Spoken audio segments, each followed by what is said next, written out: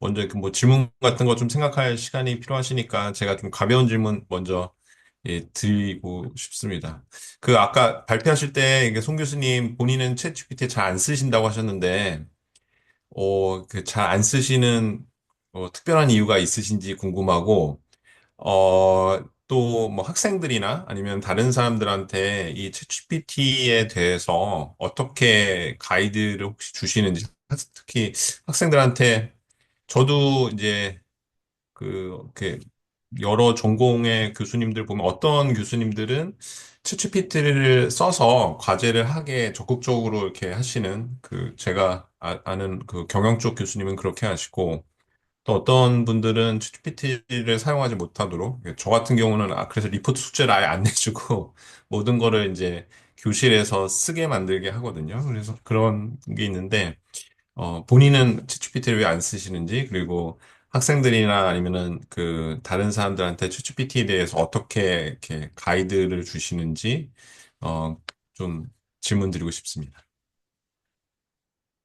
근데 저가 챗GPT를 안 쓰는, 그러니까 이게 이제 맨 처음에 이제 진입을 하냐 안 하냐의 문제일 텐데, 제가 이제 처음에 진입을 못했던 이유는 이게 환경적으로 너무 이게 그 충격적일 만큼 에너지를 많이 쓴다는 것을 처음에 알고 나니까 이제 이걸 한번 돌릴 때마다 그 근데 이게 뭐 이게 제가 프롬프트를 완벽하게 짜가지고 탁 넣어가지고 하는 게 아니잖아요. 뭐 이것저것 해보게 되잖아요.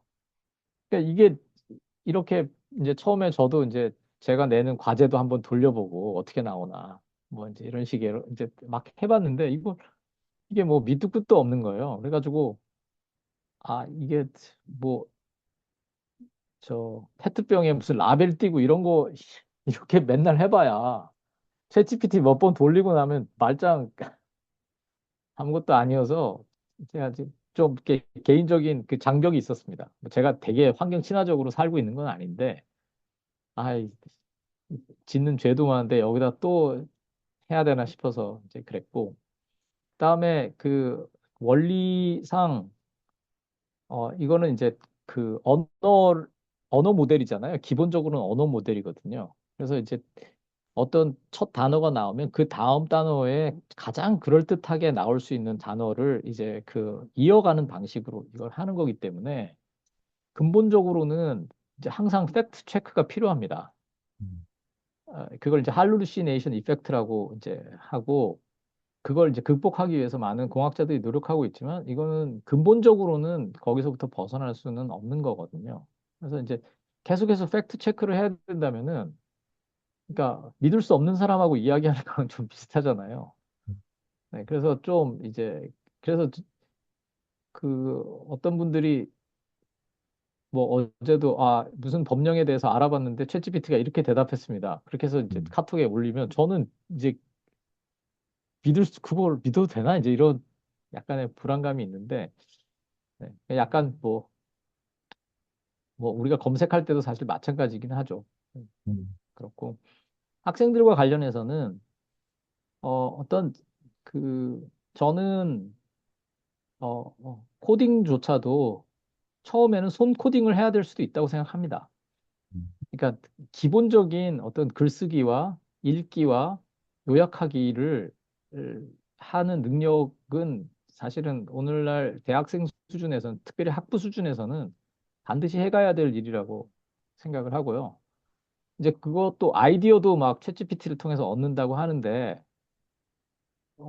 그 대학자들이 챗GPT를 돌린 다음에, 이거 괜찮네. 이렇게 하는 거하고, 학생들이 아무 아이디어도 없는데 그냥 돌려서 이렇게 하는 거하고 굉장히 다른 거거든요. 그러니까 학생들이 좋은 문장이 뭔지, 좋은 정보가 뭔지, 기발한 아이디어가 뭔지를 판단할 수 있는 능력을 키우는 어느 단계는 필요하다고 생각합니다. 그리고 거기에서는 챗GPT가 그렇게 도움이 될 거라고 저는 생각하지 않습니다.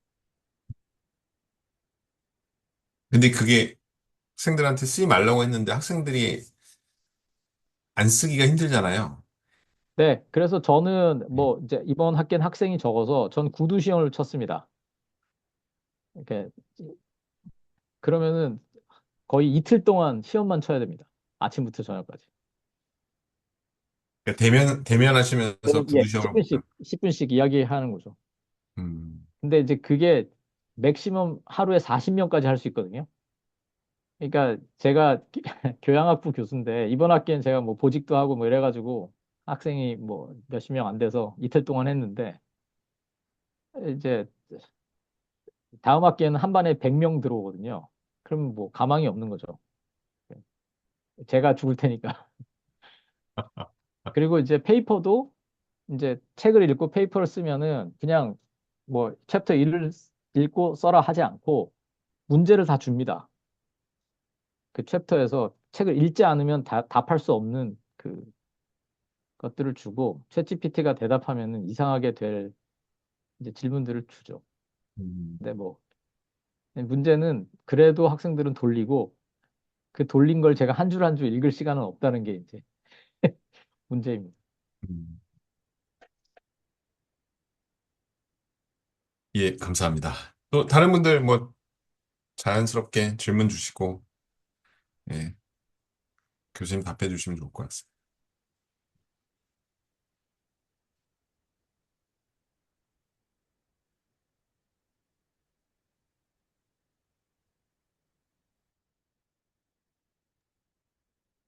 질문하겠습니다. 강의 너무 잘 들었고요. 사실은 들으면서 고민만 더 많아진 것 같다 싶기도 합니다.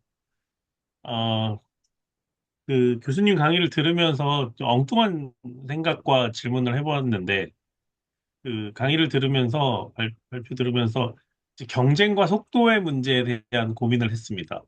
그러니까 나만 안 쓰는 게 아니라 모두가 다 같이 안 쓰든지 뭐, 이렇게 통제를 한다 그래도 모두가 다 같이 통제를 해야 되는데 경쟁을 하는 입장에서는 제가 사용할 거라고 여겨지니까 나도 사용할 수밖에 없다라는 그 심리가 계속 발동하게 되는 거 아닌가.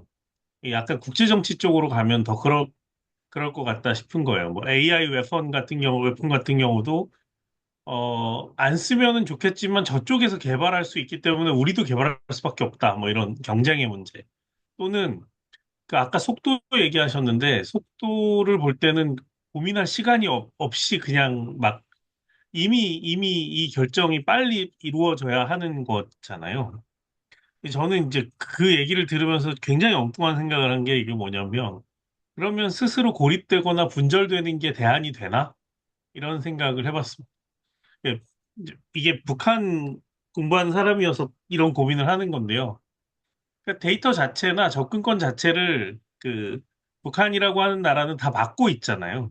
이제 그리고 그것이 누가 볼 때는 굉장히 바보 같은 짓이고 그 전략적이지 않은 선택이라고 되게 여기고 비판하는 사람들도 많은데 근데 만약에 이렇게 정보가 한 군데로 쏠려가고 있는 상황에서는 그리고 AI가 더 강해지면 강해질수록 이 북한과 같은 아니면 굉장히 군소한 어떤 정치체가 되든 어떤 그게 개입별 행위자가 되든 뭐가 되든 나의 영역이 있다라고 생각되는 어떤 집단이나 행위자의 입장에서는 차라리 우리를 고립시키는 것이 혹은 분절시키는 것이 그 안에서의 이득이 최대화되는 결정이 될 거다라는 판단을 내릴 수도 있을까? 이런 생각이 제가 되게 드는 거예요. 좀 뭐랄까, 그게 과연 그 기술을 분절시키거나 단절시키는 것이 어떤 사람들에게는 대안이라고 볼 수 있을까요? 뭐 약간 극단적인 그 상황이긴 하지만 저는 가능하다고 생각합니다. 그러니까 이렇게 예를 들어서 지금 우리나라가 대표적으로 우리가 지금 안 따라가면은 못 따라간다. 이제 이렇게 이야기하는 대표적인 경우고 우리의 경우에는 그게 좀 말이 됩니다. 그러니까 왜냐하면은 우리는 그래도 기술력이 있고 일정한 독점력을 가질 수 있기 때문인 거죠. 그러니까 잘하면은 뜰 수도 있는 거죠. 대부분의 나라는 그렇지 않거든요. 그냥 흡수됩니다. 바로바로. 네. 그 이제 과거에 어떤 이제 사례가 있었냐면 우리나라가 구글 맵에다가 우리나라 지도를 주지를 않았습니다. 우리나라 그 지도 그 위성 지도 그 접근권을 주질 않았습니다. 뭐 여러 가지 이유로 이제 안 줬는데요. 뭐 가로 세로 몇 미터 이상 아주 조밀한 그 지도를 구글 맵에 주지를 않아가지고 구글 맵에서 지금도 이게 그렇게 원활하지는 않습니다. 요즘에 또 그거 뭐 그게 잘했니 못했니 이제 하는데 이제 그때 그게 뭐 여러 가지 이유가 있었는데 그게 일종의 이제 뭐 네이버 방어책이었던 거죠. 어떻게 보면 이제 그 우리나라에 그냥 확 들어와가지고 구글 지도가 들어온다는 게 그냥 단순히 지도 뭐만 들어오는 게 아니라 그게 내비게이션이랑 뭐 가게랑 다 같이 들어오는 거거든요. 그러니까 이제 그걸 막음으로써 사실 일정한 효과가 이제 있었던 거죠. 이게 뭐 장기적으로 잘했는지 못했는지 그건 또 뭐 저 잘 모르겠습니다만. 그래서 그 사실은 데이터로 전쟁을 하는 상황에서는 어 그게 뭐 일종의 약간 역발상적인 그게 될 수도 있는 경우 있다고 생각합니다. 이게 이제 디지털 기술의 이 특별히 AI 종류의 이런 기술의 이 문제가 뭐냐면은 이게 결국은 독점 경쟁을 하게 된다는 거예요. 그러니까 우리나라의 절반은 카카오톡을 쓰고 절반은 뭐 요새 뭐죠? 뭐 페이스북 그 톡을 쓰고 이렇게 되면 안 되잖아요. 그러면 모두가 카톡을 쓰니까 지금 이게 상당수가 안 쓰는 사람 고립되고 이렇게 되는 거. 그래야지 장사가 되는 거군요. 그러니까 이게 지금 IT 기업들이 항상 모든 거를 플랫폼 전쟁이라는 게 한 팀이 다 먹기 전쟁을 한단 말이죠. 네. 그래서 이게 가지는 여러 가지 딜레마가 있습니다. 그러니까 과거에 시장 경제가 잘 안 맞아 들어가는 것도 있고, 방금 말씀하신 것처럼 데이터를 어떤 사람이 액세스나 데이터를 그냥 자기가 열지 않음으로써 자기 공간을 오히려 확보할 수도 있고요. 네, 하여튼 그좀 묘한 지점이 있는 것 같습니다. 감사합니다. 안녕하세요. 교수님 강의 감사드립니다. 어, 방금 말씀하신 독점 관련해서 질문이 있는데요. 교수님께서 기술 철학자의 시점으로, 어, 어떻게, 첫 번째는 어떻게, 우리 크리스찬이, 이제 개신교인데, 이제 개신교가 저항자잖아요. 어떻게 우리 크리스찬이 저항할 이 독점과 관련된 이 AI 흐름에, 저항할 수 있는지, 혹은, 어, 공부하시면서 이 기술이 발전하면서 개신교가 저항의 역사 중에서 좀 이렇게 눈여겨볼 만한 사례가 있는지 궁금합니다. 그리- 그리고 이제 두 번째는 교육 방식을 말씀하셨는데 이제 한동대학교 저도 1년 그 교환학생으로 공부한 적이 있는데 과연 이 기독교 대학교가 과연 다른 대학교와 달리 이런 흐름 속에서 AI 흐름 속에서 정할 수 있는 어, 음, 연습이나 혹은 그러한 가능성 혹은 제한성이 있는지 교수님의 견해가 궁금한데요. 그 이유가 이제 제가 주코대학교 신학대학원에 공부했을 때 그 윤리학자 룩 브레스튼이 쓴 책에서 이미 교수님이 말씀하신 거를 썼었거든요. 이제 테크노크라시라고 해가지고 기술과 그 독재 이 조직들이 이미 있다. 그래서 구글, 페이스북, 이제 메타죠. 이런 것들이 이제 다 이런 기술들과 이런 것들 독점하는 가운데 가장 위험한 게 이제 저항할 수 없는 조직, 그리고 국가도 이 사기업에 대한 이 독점 국가를, 이렇게 컨트롤할 수 없는 이 위험성에 대해서 얘기를 했었고, 교수님께서 되게 흥미롭게 존재적 양극화 말씀하셨는데, 저는 사실 이게 그냥, 그리고 또 그 타임 기사에 AI 그 식민지에 대한 단어가 되게 들어왔었는데, 근데 사실 엄밀히 보면은 이 AI, 이 식민지라는 것 자체가 사실 지금도 저는 존재하는 부분 중 하나가 공통적인 게 뭐냐면 사실 서양의 그 신기술, 이제 그 식민지주의 때는 이제 과학기술과 의료기술이 사실 저 동아시아 쪽에 공부했었는데 동아시아보다 더 앞서갔잖아요. 그걸 가지고 이제 그 식민지 때 이제 불평등 조약을 근거로 해서 이제 서양식 학교, 교회, 이제 병원을 지으면서 이제 이걸 확장시킨 건데 사실 이런 측면에서는 사실 똑같다고 보거든요.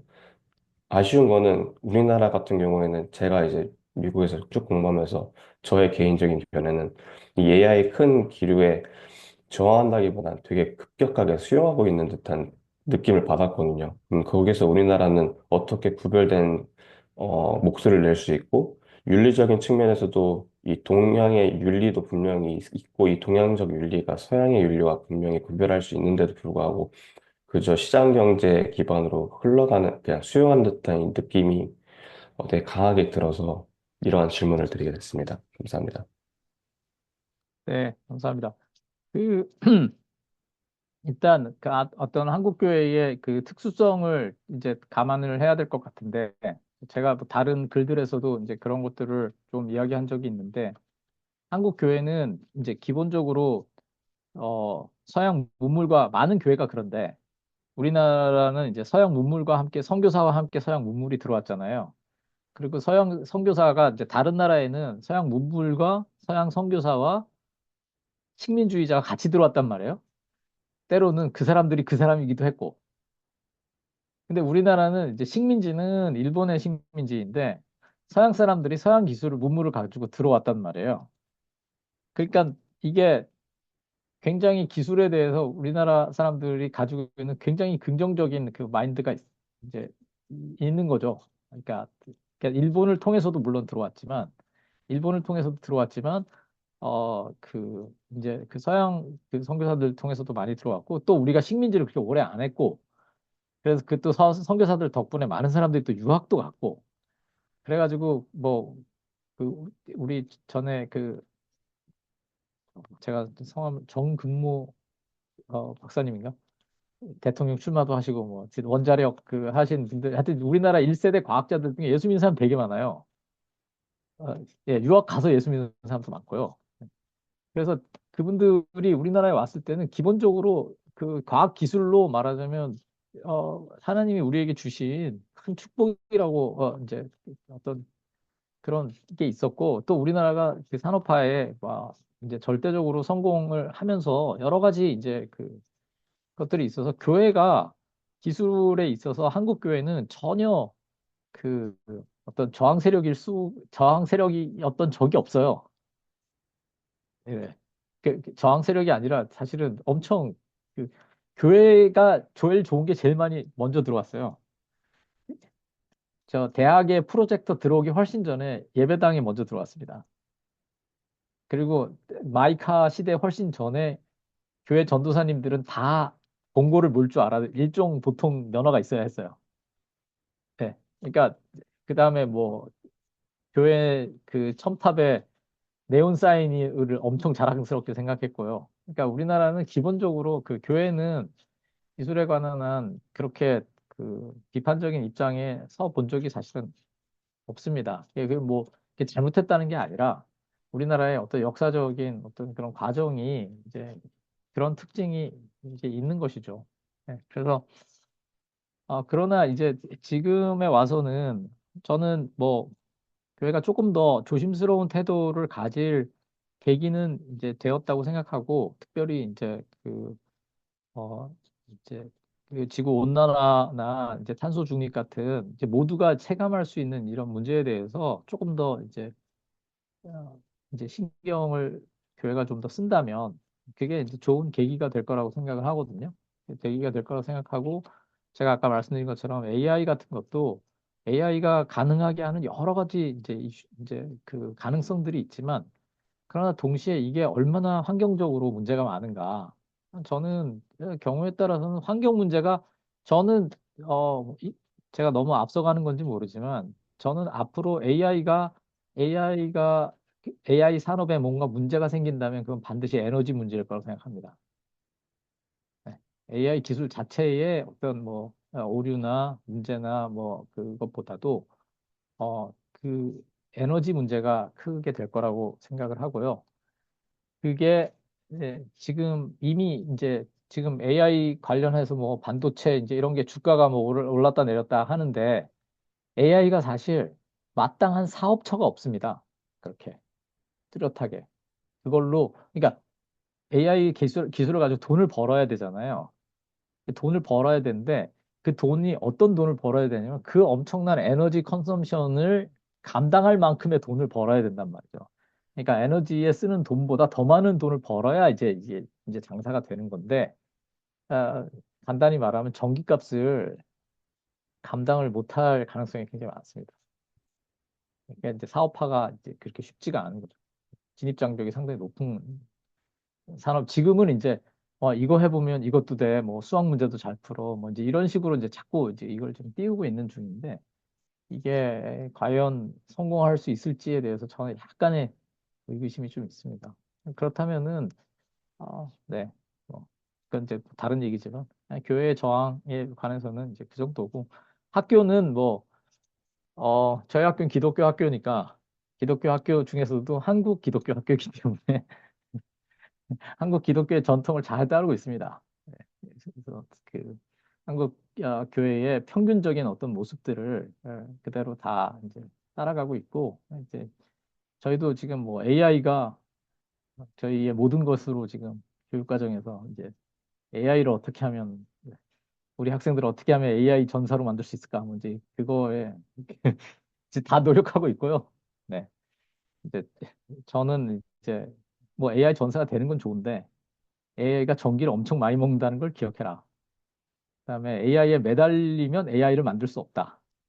AI 의존하면 AI는 만들 수 없다. 근데 그거를 이제 강조하고 있는 편입니다. 강의 잘 들었습니다. 네.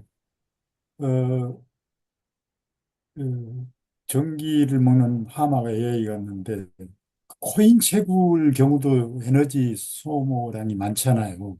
맞습니다. 네, 어, 예를 들어서 지금 이제 이번에 그 트럼프가 당선이 되면서 비트코인이 뛰기 시작하고 앞으로 이제 디지털 화폐로 바뀌면서 코인이 이제 기존의 화폐를 대체하는 걸로 가는 추세라고 하는데 저는 그러면 트럼프가 이번에 그 코인을 이제 화폐로 이 체인지하는 과정에서 그만큼 많은 에너지 소모가 있고 그러다 보니까 환경 오염이 되는데 그래서 일부러 그 트럼프가 그걸 이미 예견하고 기후 온난화나 뭐 이런 거 파리 협약이나 이런 거에 또 탈퇴하려는 뭐 이런 생각은 없는 건지 이미 그런 식으로 간다고 지금 얘기하잖아요.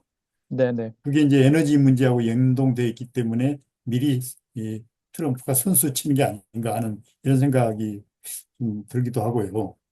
그리고 네, 또 하나 이제 이 AI의 그 미래 그 어떤 그 데이터에 대한 분석 전망 뭐 어, 어떻게 생각하면 단순한 데이터에 의한 결과라기보다는 뭐 천공이니 뭐 건진법사니 이런 식의 어떤 그 호명호명맹랑한 어떤 미래의 어떤 전망을 한다든가. 근데 그게 어느 정도 신뢰성이 있다는 데이터가 나오면 또 거기에 대한 뭐 인간의 그 나약한 그 심성이 또 믿게 되잖아요. 믿게 됨으로 해서 오는 그게 이제 더욱더 그 가소가 되는. 여러분 앞으로 그런 부분은 어떻게 AI하고 이게 타협을 해야 되는지 하는 게 좀 궁금하기도 합니다. 상식적으로 생각하고 있어요. 네. 그 비트코인의 경우에는 이제 채굴이라고 해가지고 엄청난 전기를 썼습니다. 그래가지고 사실 실제로 몇몇 나라들에서는 그 채굴에 들어가는 에너지 때문에 그 채굴을 금지하기도 했고요. 중국에서 한때 그것 때문에 금지를 했고 어떤 나라는 그 아일랜드인가 어디는 나라 전력의 50%를 채굴에 들어간 적이 있습니다. 근데 이제 아시다시피 비트코인은 그 채굴되는 그 비트코인의 총량이 정해져 있고 그리고 이제 그 총량의 이제 끝으로 지금 가고 있는 중입니다.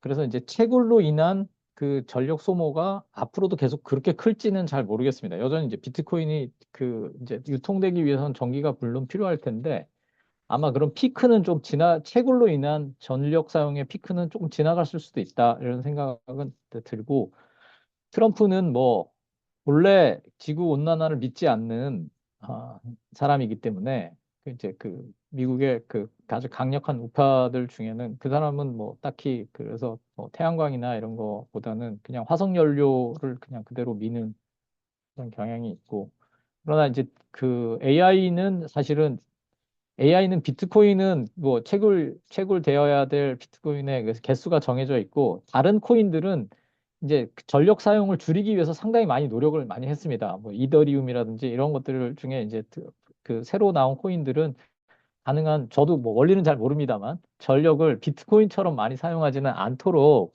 굉장히 그걸 했다고 하더라고요, 설계를. 근데 이제 AI는 이건 끝이 없는 거거든요. AI는 끝이 없습니다. 왜냐하면 데이터는 해마다 계속 오기 때문에 계속해서 다시 이거를 저기 이제 학습을 계속 시켜야 되고 AI가 뭐 챗GPT 하나만 있는 게 아니잖아요. 생성형 AI가 있고 지금 챗GPT 한 번 쓰는데 물을 뭐 반컵 정도 쓴다고 하면은 무슨 그 그림 그리는 뭐 달리 이런 걸 돌리면은 엄청난 양의 전기가 사실 들어가는 거거든요. 근데 그런 것들이 우후죽순으로 될 뿐만 아니라 거의 장난처럼 이걸 지금 사용하고 있다 보니까 이 전력 사용량의 문제는 굉장히 앞으로 심각할 거라고 생각이 됩니다.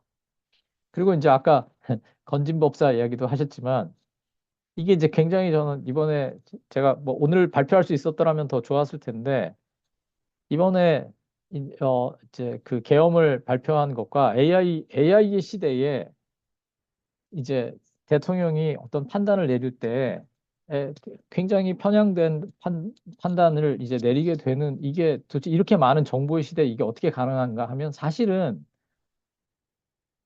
사람들이 이렇게 오늘날 이렇게 정보가 많은 시대에 이렇게 극단화되는 것은 사실 알고리즘 때문입니다. 그러니까 알고리즘으로 비슷한 동영상과 비슷한 콘텐츠를 계속해서 소비할 수 있도록 만들어주는 거군요. 그러니까 한마디로 개인 맞춤형으로 제가 좋아하는 이야기만 계속 제가 들을 수 있게 해주는 지금 미디어 환경이 있습니다. 근데 그걸 하는 게 바로 AI거든요. 그래서 심하게 말하면 AI가 윤석열을 만든 거예요. 그러니까 이제 이 아이러니를 좀 이제 좀 고민할 필요가 있습니다. 그리고 이제 아까 말씀하신 것처럼 AI가 사람처럼 말하게 되면 사람은 그 뭐 다 경험 있으시겠지만 폐차만 해도 가슴이 아프지 않습니까? 우리가 자동차에도 이렇게 그 이제 이렇게 애정을 느껴요. 그게 말 못하는 자동차한테도 고철 덩어리한테도 애정을 느끼는데 사람이라는 건 금방 사람처럼 말하고 대답해주고 이러면은 금방 거기에 애착을 느낍니다. 그러니까 뭐, 그 AI의 말을 믿거나 말거나 그 문제도 그 나름, 그것도 매우 심각하지만 사람이 사람 아닌 것에 굉장한 애착을 느끼게 되는 그 상황은 금방 올 것입니다. 이미 뭐, 일본 같은데 또 이제 그런 경우가 있는데 그래서 그 사람의 그 뭐 취약성이라고 할 수도 있고 어떻게 보면 장점이라고 할 수도 있는데 사람은 이끌림이 있는 거거든요. 근데 그거가 이제 악용되기 시작할 때 그 대책을 어떻게 할 것인가는 사실은 앞으로 매우 큰 사회적인 문제가 될 거라고 생각합니다.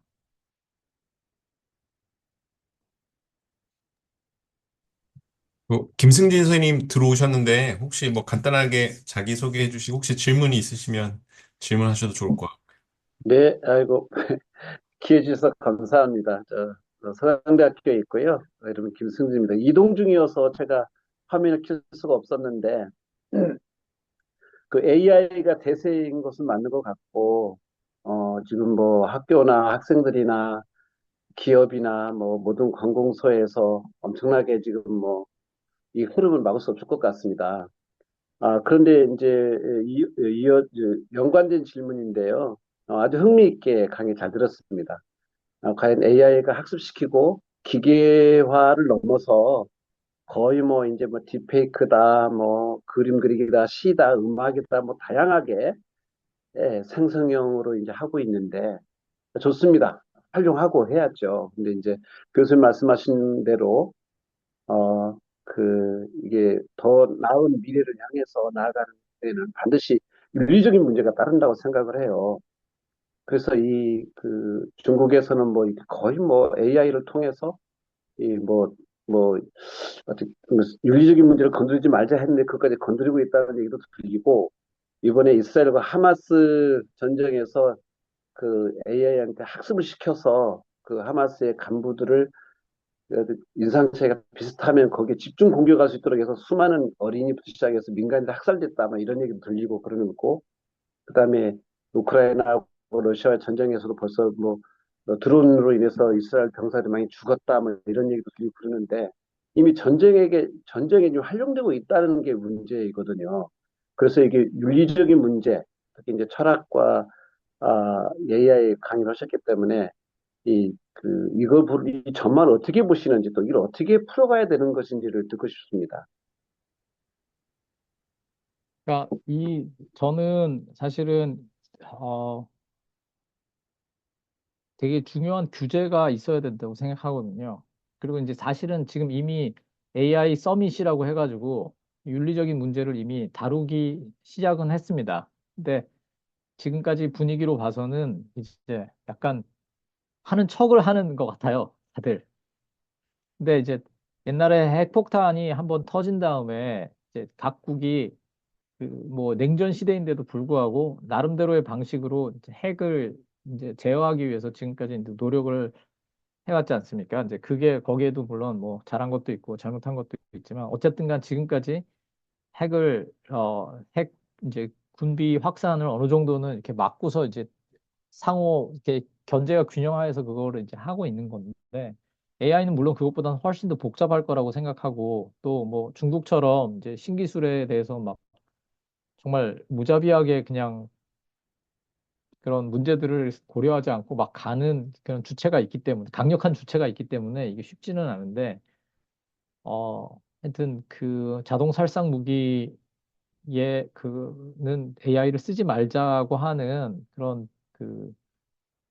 그 콘센서스가 이제 있어야 되고 이제 그걸로 가는 거를 막으려는 노력이 지금보다 훨씬 더 많이 있어야 된다고 생각합니다.